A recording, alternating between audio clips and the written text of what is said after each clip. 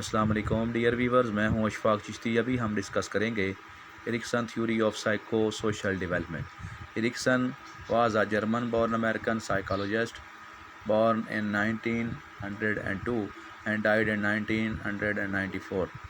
1902 کے اندر پیدا ہوا اور 1994 کے اندر ان کی ڈیتھ ہوئی۔ یہ ایک سائیکالوجسٹ تھے جنہوں نے لائف سپین تھیوری پیش کی۔ کہنا وہ یہ چاہتا ہے اس تھیوری کے اندر کہ بچہ جب ایک سماج کے اندر پیدا ہوتا ہے تو اس کو کن کن مسائل کا سامنا ہوتا ہے۔ دو طرح کے حالات اس کے سامنے ہوتے ہیں، یا تو وہ مشکل حالات کا سامنا کرتا ہے اور اگر کوشش نہیں کرتا تو ناکام ہو جاتا ہے، اور دوسرے حالات اس کو جو ہے کامیابی کی طرف لے جاتے ہیں، ان کے لیے آسانیاں پیدا کرتے ہیں اور ان کو فلی سپورٹڈ ہوتا ہے، وہ فلی سپورٹڈ ہوتا ہے اور کامیابی کی طرف جاتا ہے۔ دونوں صورتوں کے اندر وہ اس کو لائف وائز جو ہے وہ ایج وائز اس کو سٹیپ بائی سٹیپ وہ 8 سٹیپس کے اندر اس کو بیان کرتا ہے۔ اس سے پہلے اس کی جو اس نے ڈیوائیڈ کیا تھا آئیڈینٹی کو، 3 اس کی ٹائپس بتائیں: ego identity, personal identity and social cultural identity. Identity کی 3 ٹائپس بھی بتائی تھی اس نے: شناخت کی، اپنی ذات کو پہچاننا، خودی کو پہچاننا، یعنی کہ خودی، ایگو کا مطلب ہوتا ہے خودی، کہ ہر انسان کے اندر ایک اپنا ضمیر، اپنی ایک شناخت ہوتی ہے، اس کو پہچاننا، اور اپنی ذات کو، ظاہری جو ہے پرسنالٹی کو پہچاننا، اور سوشل کلچرل آئیڈینٹی، سماج کے اندر اس کی کیا ویلیو ہے، کیا وقت، اس کو پہچاننا کہ اس میں اس کا کیا رول ہے۔ اس کے بعد اس کی ایج وائز ڈویژن کو ڈسکس کرتے ہیں۔ نمبر 1 اس نے بیان کیا ٹرسٹ ورسز مس ٹرسٹ۔ یہ ایج جو ہے یہ 0 سے 1.5 سال تک کا پیریڈ ہے، اور اس کے اندر لائف سپین بچہ انفینٹ یعنی انفینسی پیریڈ میں ہوتا ہے۔ اس کے ریلیشن زیادہ تر مدر کے ساتھ ہوتے ہیں، اور اس کی خوراک میں جو اس کا کام ہے وہ اس میں فیڈنگ ہے، سلیپنگ ہے، ٹیتھنگ ہے، اور یہ یہاں پہ پر امید ہوپ یعنی اس کی خوبی خصوصیت ہوتی ہے۔ ہم نے زیادہ فوکس جو رکھنا ہے وہ اس کے ایج کرائسس پہ کہ وہ کام کیا کرتا ہے اور پیریڈ کون سا ہے، یہ مین جو ہے ہمارا فوکس اس پہ ہے۔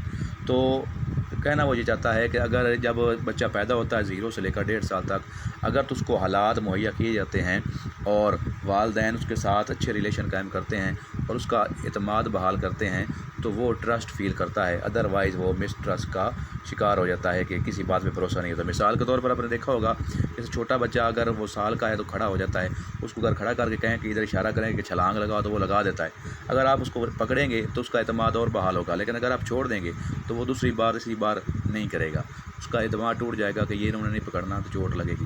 تو بچے کے ذہن میں بھی اتنی چیز ہے تو وہ پہلے شروع میں یقین رکھتا ہے، تو یہی یقین کو آپ نے بحال کرنا ہے، یعنی والدین نے اگر وہ اس کا اعتماد بھروسہ ٹوٹنے نہیں دیں گے تو بچہ ٹرسٹ کرے گا، ادروائز مس ٹرسٹ کا شکار ہوگا۔ اس کے بعد ہے autonomy versus shame and doubt.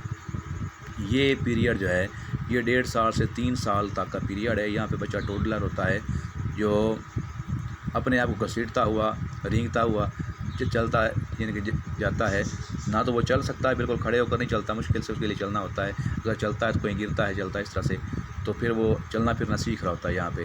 اور اس کے اب جو ریلیشن کے اندر جو اس کا ریلیشن شپ کا ایریا ہے، دائرہ کار سرکل ہے، وہ پیرنٹس ہیں اس کے۔ تو یہاں پہ وہ ٹوائلٹ ٹریننگ اس کی ہو رہی ہوتی ہے کہ وہ کس طرح سے واش روم کے اندر اور واکنگ وغیرہ اس کی، اور کلوتھنگ کس طرح سے وہ یعنی کہ واش روم یوز کرتا ہے، اور اس کا یہ ہر کام کرنے میں اعتماد بحال ہوتا ہے۔ اگر تو وہ کام کرنے میں اس کے والدین اس کی ہیلپ کرتے ہیں تو وہ اٹانومی یعنی خود کار بن جاتا ہے، ادروائز وہ شیم اینڈ ڈاؤٹ کا شکار ہوتا ہے کہ ہر بات میں اس کو شک ہوتا ہے اور وہ شرمندگی کا مظاہرہ کرتا ہے، اور اس کے اندر وہ رکاوٹ، وہ اسٹیٹک پوائنٹ آ جاتا ہے اور وہ ڈائنامک پرسنالٹی نہیں بنتا۔ تو یہاں پہ اس کے بعد نیکسٹ سٹیپ ہے 3، وہ ہے انیشیٹو ورسز گلٹ۔ یہاں پہ اسٹیج کا جو دورانیہ ہے، پیریڈ ہے، وہ 3 سال سے 6 سال، 3 to 6 ایئر۔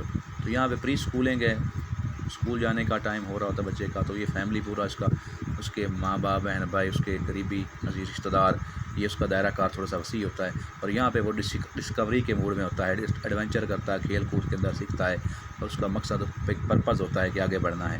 تو یہاں پہ انیشیٹو، اگر بچہ جو ہے اس کو کوآپریشن ملتی ہے والدین کی طرف سے، موٹیویشن اور جو ہے رینفورسمنٹ ملتی ہے، اور اپنے فیملی ممبر سے تو وہ انیشیٹ کرتا ہے، آگے مزید بڑھتا ہے، ادروائز وہ گلٹی فیل کرتا ہے، اپنے آپ کو سزاوار فیل کرتا ہے اور وہیں پہ رکاوٹ کا شکار ہو جاتا ہے۔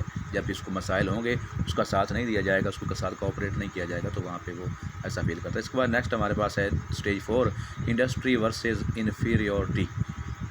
تو یہ ہے اسکول ایج، اسکول چائلڈ ہے بچہ، اس کے اسکول، ٹیچرز، فرینڈز، نیبرز، یہ سارے اس کا ریلیشن شپ ایریا اسٹرانگ ہے۔ تو یہاں پہ یہ اچیومنٹ کرتا ہے اور اپنے ٹارگیٹس کو اچیو کرتا ہے، کمپلیٹ کرتا ہے، اور کمپیٹنسی اس کے اندر ہوتی ہے، کام کو کرنے کی صلاحیت ہوتی ہے اس کے اندر، اور وہ آگے بڑھنے کی جستجو رکھتا ہے۔ اگر اس کو کوآپریٹ کیا جائے، اس کو حالات صحیح میسر آئیں تو وہ انڈسٹریس بن جاتا ہے کہ کام کے اندر اس کو مزید ورک کرتا ہے اور آگے بڑھتا جاتا ہے، ادروائز وہ انفیریئر ہو جاتا ہے، پچھتاوے کا شکار ہوتا ہے، اور حالات اس کے لیے ٹائٹ سے ٹائٹ تر ہو جاتے ہیں، اور وہ مشکلات کا شکار ہوتا ہوا ناکامی کا سبب اس کے لیے سب کچھ بن جاتا ہے۔ تو یہاں پہ اس کا ایج لیول ہے وہ 6 سے 12 سال ہے۔ اس کے بعد اسٹیج 5 ہے آئیڈینٹی ورسز رول کنفیوژن۔ یہاں پہ بچہ اپنی شناخت بنا رہا ہوتا ہے، رول یعنی کہ ریزالونگ آئیڈینٹی، اپنی شناخت کو پہچان رہا ہوتا ہے۔ تو یہاں پہ اس کے پیئرز بھی ہوتے ہیں، رول ماڈل جو ہیں اس کے، یعنی کہ اس کے ٹیچرز ہیں، اس کے والدین میں سے، اس کے عزیز و قربا میں سے جو اچھی شخصیات ہیں ان کو وہ رول ماڈل بنا رہا ہوتا ہے۔ اور یہ ایڈولسنس کا پیریڈ ہے، جس کو اسٹینلے ہال نے اسٹارمی ایج کہا۔ تو یہ بہت امپورٹنٹ پیریڈ ہوتا ہے بچے کے لیے، آگے بڑھنے کا پیریڈ ہوتا ہے 12 سے 20 سال تک۔ اگر تو بچہ صحیح حالات اس کو ملتے ہیں، میسر آتے ہیں، اس کو کوآپریشن اس کے ساتھ کی جاتی ہے، اور اس کو ہر جگہ پہ ڈانٹا نہیں جاتا، اس کے ساتھ کوآپریٹ کیا جاتا ہے، اس کو فریڈم پرووائڈ کی جاتی ہے، تو وہ بچہ آئیڈینٹی اپنی شناخت بنا لیتا ہے۔ ادروائز اس کو اپنے رول کا پتہ ہی نہیں چلتا کہ میرا کردار کیا ہے، اور وہ کنفیوژن کا شکار ہوتا ہوا ناکامی کا سبب بنتا ہے اس کے لیے۔ اس کے بعد نمبر 6 ہے اسٹیج انٹیمیسی ورسز آئسولیشن۔ یہ 20 سے 45 سال کی ایج ہے، intimacy versus isolation, early adulthood ہے، یہ جوانی کا پیریڈ ہے۔ یہاں پہ بچہ اب بڑا ہو چکا ہے، یہاں پہ وہ لو، پیار، محبت، تعلقات، ریلیشن، کنیکشن یہ ڈیولپ کرتا ہے، اور اس کی اہمیت کو جانتا ہے، سوسائٹی کے اندر تعلقات قائم کرتا ہے، اور سوشل ورکر بن جاتا ہے، لو کرتا ہے، سارے معاملات اس کے اندر ہوتے ہیں۔ تو یہ ایج اگر اس کو فریڈم ہوتی ہے، پوری مکمل آزادی ملتی ہے اس کو، تو پھر اس کے تعلقات ڈیولپ ہوتے ہیں انٹیمیسی، ادروائز وہ آئسولیشن، تنہائی کا شکار رہ جاتا ہے۔ اس کے بعد نمبر 7 اسٹیج ہے جنریٹیوٹی ورسز اسٹیگنیشن۔